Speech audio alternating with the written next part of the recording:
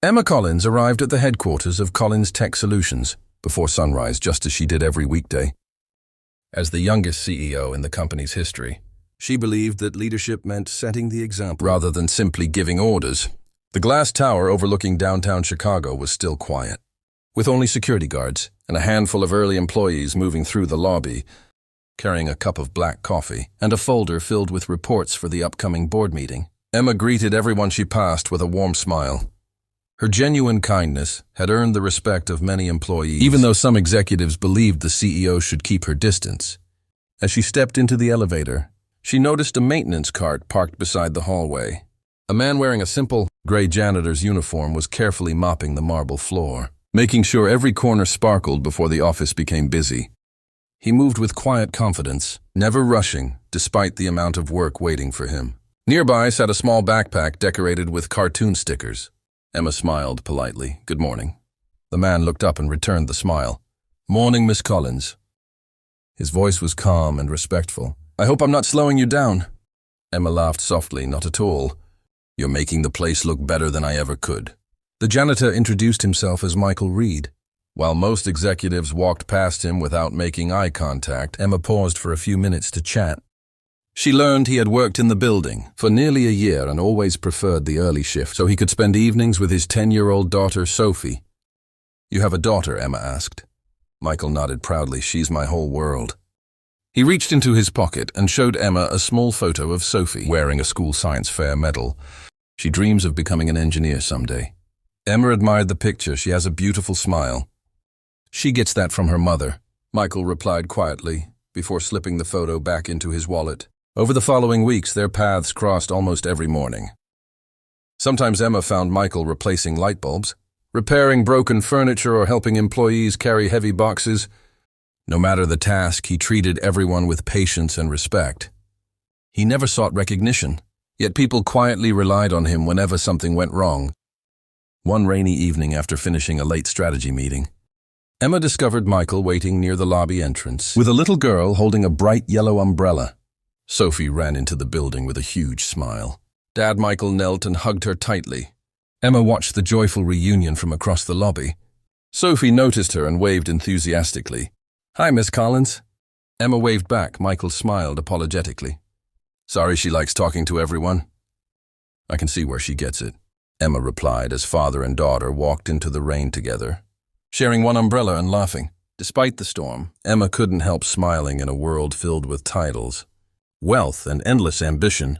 There was something quietly extraordinary about a humble, single father whose greatest achievement wasn't his job, but the love and devotion he gave his daughter every single day. The following Monday, Collins Tech Solutions prepared for one of the most important weeks in its history. Rumors had spread throughout the company that an anonymous billionaire investor was considering a multi-billion-dollar partnership. Executives rushed through the hallways carrying financial reports, while department heads rehearsed presentations late into the night. Every employee understood that winning the investment could transform the company forever. Despite the growing pressure, Emma Collins continued her usual routine.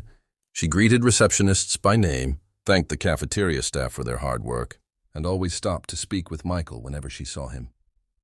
That morning, she found him repairing a broken chair in the employee lounge. "You could have called maintenance," Emma joked. Michael smiled without looking up. "I am maintenance," Emma laughed. "I guess that's true." She handed him a fresh cup of coffee. "I noticed you've been working extra hours lately." Michael accepted it gratefully. "Thank you, a few people called in sick." "So I'm covering their shifts?" "You never seem to complain." "My daughter reminds me every day that someone always has a harder job than I do." Emma admired the quiet wisdom in his words. Later that afternoon, several senior executives entered the lounge and noticed Emma talking comfortably with the janitor. Their expressions immediately changed. One executive leaned toward another and whispered, loudly enough to be heard, "Our CEO spends more time talking to the cleaning staff than meeting investors." Another laughed. "Maybe she'll promote him to vice president." The group chuckled before walking away. Emma's smile faded. "I'm sorry," she said to Michael. He simply shrugged.